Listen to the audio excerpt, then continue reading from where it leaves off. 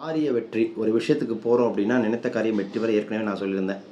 தஞ்சை பிரகதீஸ்வரர் கோவிலுக்கு போய் வராகி கிட்ட கால் பாதத்தில் சீட்டு எழுதி போட்டு நீங்கள் வழிபட்டீங்க அப்படின்னா அது உங்களுக்கு காரியங்களை வெற்றி தரும்னு சொல்லியிருந்தேன்.